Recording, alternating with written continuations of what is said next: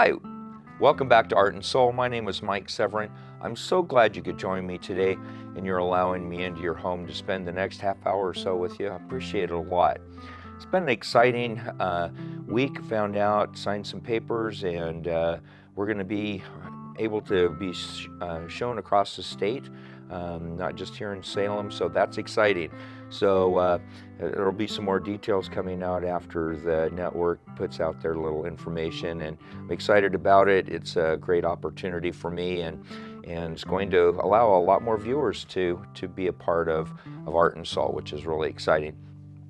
We started a painting last week of this little scene here with the little stream running through, and we'll get to that in just a minute. We're working with our 16 by 20 stretch canvas as always, and we just put in a nice little sky here with some cobalt blue and some white, a little bit of lavenders that are across there, and of course our foothills back here in the background in some of those lavenders and purples, and brought it closer up here. We changed the color scheme a little bit, kind of keeping in mind the terrain of the land here.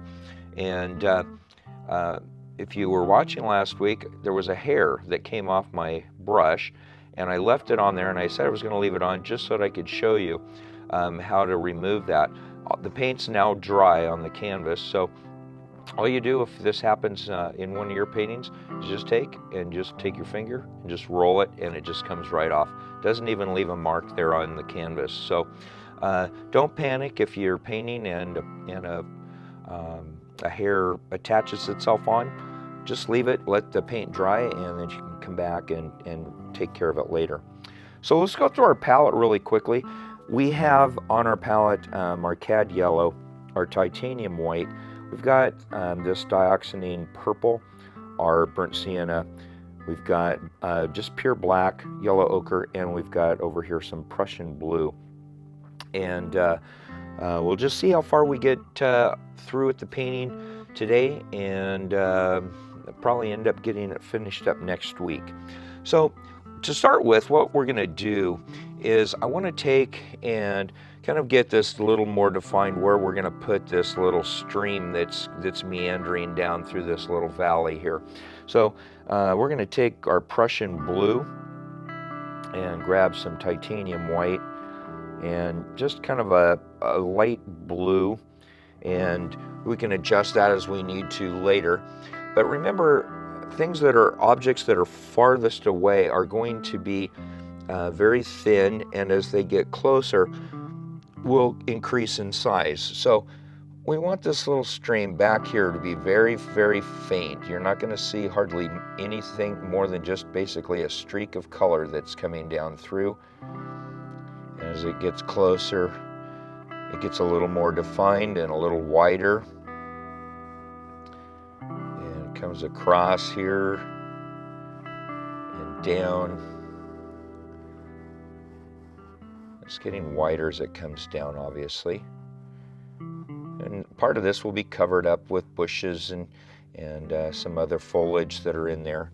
But that kind of gives us a little more defined definition of where that's going to be. So now we're going to take our fan brush, and a lot of people don't like the fan brush, but I really like it. It's very versatile and does a lot of different things. And I'm going to take the titanium white. I'm going to go right into that blue that we've already started there. And I was kind of thinking about, we were just going to keep this little stream going all the way down through and running off of the canvas, but I'm kind of thinking, and I'm just going to do just some sweeping motions across here. It'll be kind of some indication of some water movement. But when it comes to about here, I'm going to reload up with a nice amount of paint on that brush. I'm kind of thinking that it would be really cool if we're right about here, it just falls off. And we'll just put in a little waterfall, maybe with this pool down here. And you can see this brush strokes I'm using are just kind of these, they're kind of half smileys almost.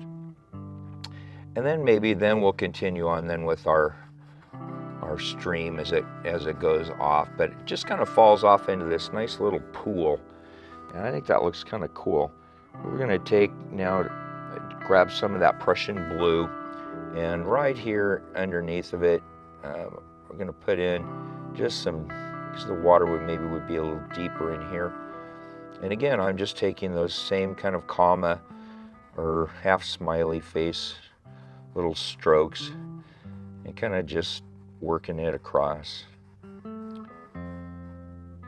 That looks pretty good. And we'll take and bring in some more highlights with that later on, but you can see how easy that is to make a little waterfall, and I'm just grabbing paper towel and just wiping off the excess off of my brush. But I want to just take now and just kind of just clean that up a little bit. And then down here at the bottom where the water's hitting, just take the brush and just basically dabbing it. And what that does is it kind of makes it look like there's a little water that are splashing up there, which looks kind of cool.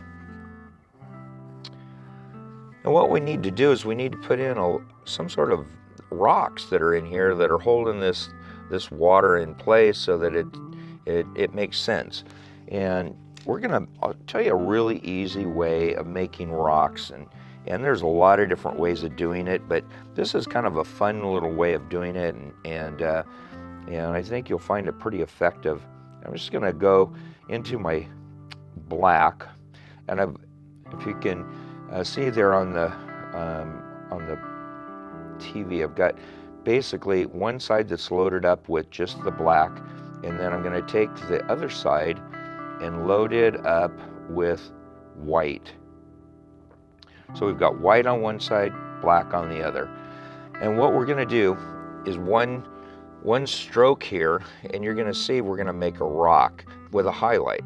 So basically we figure out where our rock's going to be, and we take the brush and just go and over. And by doing that, what it's doing is it's bringing that highlight onto the top of that rock that we're creating. And we'll do the same thing over here. We want a big one on this side, so I'm just using the black side of the brush, and then we'll bring that white across just as the highlight. And this is not our finished highlight, but this gives us a nice base to start with. So I'm just kind of putting in some indication maybe of some rocks that are along the shoreline here.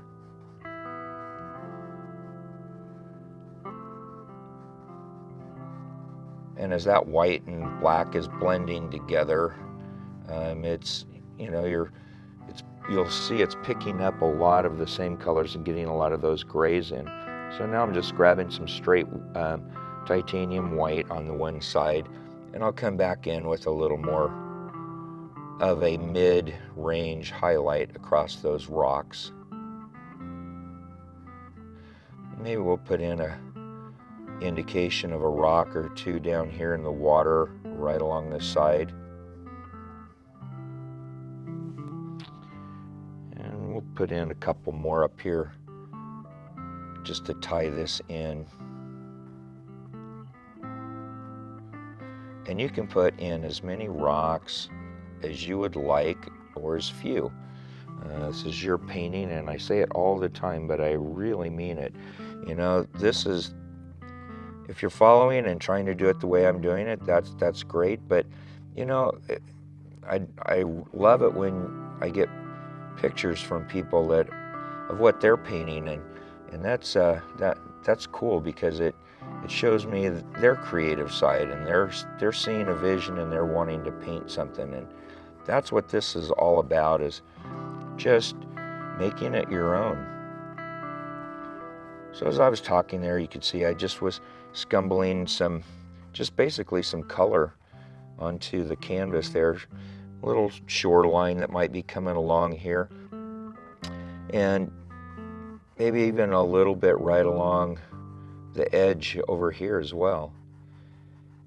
And that gray color that I've got now, because of mixing it on the canvas, you can see that underpainting with those lavenders, it's still coming through. And that's the whole point of doing that underpainting in the color that we want it to be as a base, because when you start putting the layers on it, those colors pop through. And this actually, with this gray over the top of it, almost takes on like a tannish color in some ways. All right, that's pretty good. I don't want to overwork that. We need to get in some of our middle ground here of what we're going to do. And there's lots of different directions that we could go with this. I don't want to spend a whole lot of time developing in here things that are too far back, because we're going to put in some nice trees in right here, and we'll probably do the same here, but we want kind of some intermediate, maybe some things that are going on. And so I think what we're going to do is we're going to put in maybe some grass that's there towards the background. And you say, we don't have any green on the, well, we don't, but we've got that Prussian blue. And all we do is just bring in some of that cad yellow, and that gives us a really nice green.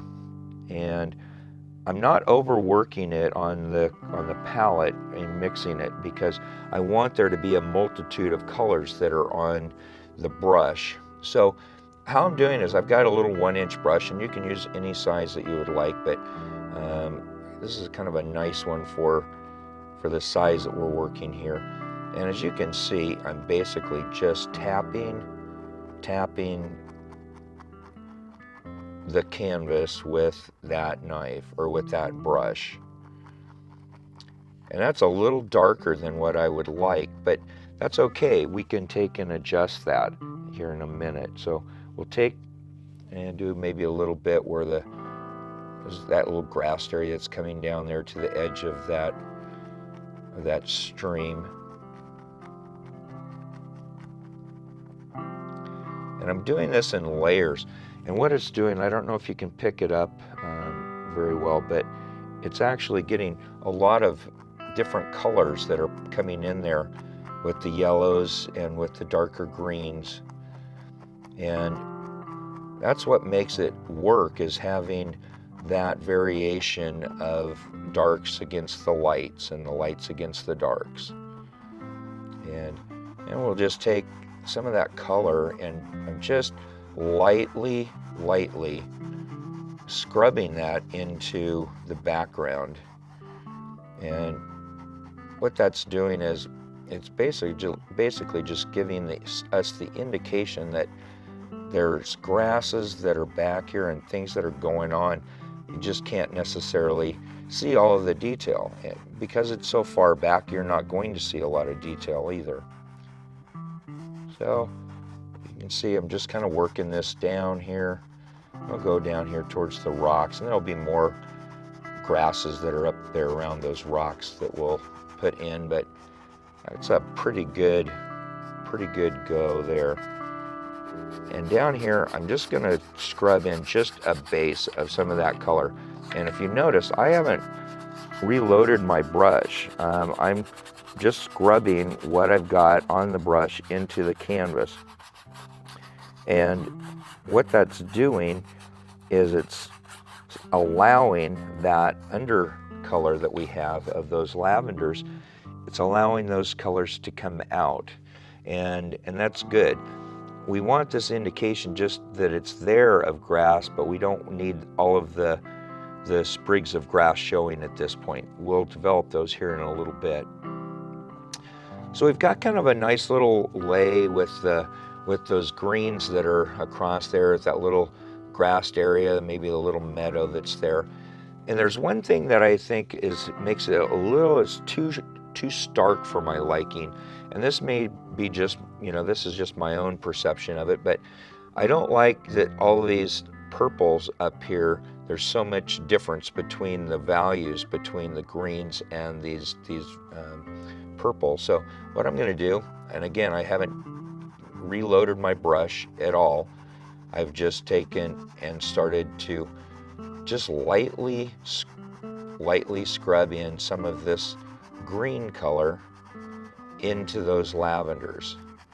And what this is doing is it's marrying this color, the lavenders, with our foreground with the grasses. Because obviously these trees would be, a greenish hint in the background, but because of the lightness of the day, either late afternoon or early morning, they would have that kind of that purplish cast to them. But now what that did, just by that light scrubbing, we didn't kill all of the lavenders and purples in there, but we brought in enough green to where it balanced out with what we have up here in our foreground, which is exactly what we were trying to accomplish. So we've got pretty good middle ground now. Kind of started developing our stream, and just in looking at it, I can see right now I want another little thing where there's water coming down in between these two big rocks. So before I get too carried away with going too far, we're going to put that in. So I'm just going to grab that fan brush again, load it up with some of that titanium white, and again we just come down and we'll just do some little hashes across there, and then we just pull that water down into it. And there's some of that black that mixed in that we had from that rock color, which is fine, because a lot of times when water's going over, if the water's thin or not very deep, you're going to see those colors of the rocks that are underneath. And of course you can always come back in and add more titanium white if you'd like to, which is what I did. And there's a couple of spots here where there was some green that got into that water, which is fine, because it gives kind of the idea that there's some reflection going on there into the water, which there would be. We'll just do a little thing across here, maybe with a little bit of splashing that might be there underneath of that side. And I'm pretty happy with that. We'll leave that till next week to kind of get that finished up a little better. So let's take and put in some really nice trees that are maybe on the other side of the river here, and maybe a couple of big ones that are over here on this side. And I know everyone is tired of watching me do the aspen tree, so we're not going to do aspens. I think what I'm going to do is do I don't know what kind of a tree, some sort of a deciduous tree, and I'll let you use your own imagination as to what it might be. But we'll just grab some of that burnt sienna, some of our black, and I actually got an email from somebody the other day who said you're cheating using that black when you talked about how you make your own. Well, it's just easier on the show. It makes a lot faster presentation if I use it strictly out of the tube. So I'm just basically I've loaded up that brush, and I'm just bringing up this tree that's coming up here. And you can use any size brush that you want. I happen to be using one about 1/2 inch here, and which works really well for what we're doing here. So we're basically just putting in a couple of tree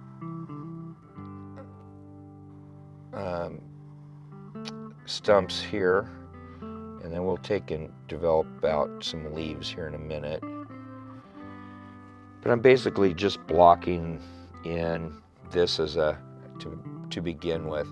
And this one, I think we're going to go with him right off the top of the canvas, and always keeping in mind that the closer that it is to you, the bigger it would be, and making sure that the base of your trees are always wider than what they are towards the top. And that sounds so elementary, but you'd be surprised how many pictures I see of trees where they've got a big old wide spot up here in the middle, which I'm not saying it doesn't happen occasionally, but not very often. And I'm going to do it where there's maybe some roots that are kind of sticking out off the top of the surface here. Just kind of makes it kind of a nice little kind of a look there.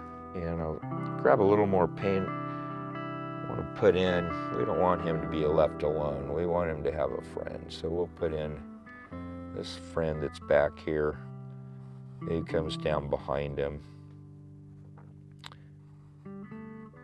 Something about like that. And you can put in as many trees as you would like. This is again your painting, so you know, do it with as many trees as you'd like. No right or wrong. I try to do things. This one over here, I try to do them in threes rather than in twos. I know I've got only two on this side, but we're going to put in some other bushes in here, and I think it's going to make sense a little more than if we put in more trees. But for some reason, the eye seems to like having 3 versus 2, and it's just kind of something that I don't know why, but our eye just seems to go with that better. So we've got in some basic tree trunks there. I'm just going to grab some straight titanium white, and I've got a lot of different colors on that brush right now, but we're going to say that maybe our sunlight's coming in here from the left side. So I just want to take, not a lot of places, but just some places along the left side of these trees, just kind of just scumbling down, giving the indication where the sunlight might be hitting on the edge of those trees. And you can do this with the palette knife. Palette knives are really cool because it almost gives the feeling and impression of bark on the trees. But you can do the same thing with the brush. It's one of those things that's kind of up to you and what's within your comfort level. I have a student the other day that just absolutely did not want to use the palette knife, and I sent one home with her to practice with at home, and she came back and she said, "Oh, I love it." She was scared to death of it to start with, but she didn't know how to use it, didn't know how it worked, and once she figured it out, she really liked the look that it gave. So we've got now some base trunks in here. Let's take and put some limbs in. And so for that, we need to get our script brush out, which everybody hates the script brush, but the more you use this, the more you will love using the script brush. So we're just getting a lot of paint thinner, and I'm going right into that base color that we used for our trunks. And you've heard me say this lots of times, we're trying to make this paint ink-like consistency. We don't want it like water, but we want it very fluid. So once we've got that pretty good shape, take and just roll that brush so it comes down to a nice point on the end. And then we just decide where we're going to put some limbs in. And so we'll just take one of them, just kind of start pulling some limbs out of these trees. And this is one of those things that, if you're struggling with the script brush, most of the time it's the consistency of your paint that's where most people seem to have the problem. And so, take a piece of paper or a piece of cardboard or old canvas and just start practicing doing these. And once you start doing them, they're actually really fun to do. And we want to make sure our canopy is pretty good here too. So we'll make some limbs that come up and out from it. And we're going to put some leaves on this, so we don't have to do every little limb that comes off of it, but we want a good representation of what that tree is. And the structure of it. You know, if you look at nature, there's all sorts of variations, and there's no trees that are alike, and just like there's no people that are alike. And so just, you know, have fun with it. And if maybe you got a little bit of a shaky hand making limbs and on trees, is actually you're in better shape than most. You've got it built in. So we'll go on this side now with a few that are coming up and out. We're not going to want to kill all of our sky with leaves, but it makes it look more natural if there's these limbs that are sticking out across and marrying together. This is just a fun thing to do, and I hope that if, you know, I have it all the time with students. They go, I've never done it before, I can't paint. And I work with them for an hour and a half or two, and pretty soon they go, oh man, I can do this. Look what I just did. And I really think that everybody can learn to paint with a little bit of help and instruction. And that's what, you know, it's a fun process. It's something that you can do for a lifetime. And, you know, maybe when your health isn't so good as you get older, you've got something that you can sit down with and that's relaxing. You can still be creative and productive and enjoy the process of creating something. And that's what this is all about, is being creative. And I think that's about as far as we're going to get on this one tonight. So I think what we'll do is we'll leave it at that, and next week we'll start developing in some more of those limbs and our leaves, and we'll be in good shape. This week there was a spiritual guru that spoke at a university here in Oregon, and people flocked, paid lots of money to go hear him. A man that supposedly is this great enlightened man, everyone wanting to get enlightenment from him. I actually was pretty disappointed because I had several friends that went, and the reason why, he's got a 14 and a 15-year-old bride. In his country, that's okay with his religious beliefs. In my opinion, no good.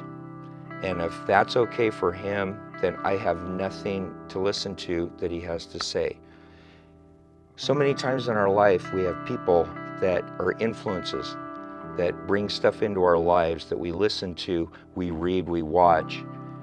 Don't allow negative things that may look good on the outside. Are they really helping you? Are they helping you grow, become a better person? This week, find something creative. Look at your life, make sure that you're surrounded by people that love you and are encouraging you. Have a great week, and I'll see you next week here on Art and Soul. CJ, as always, I love you.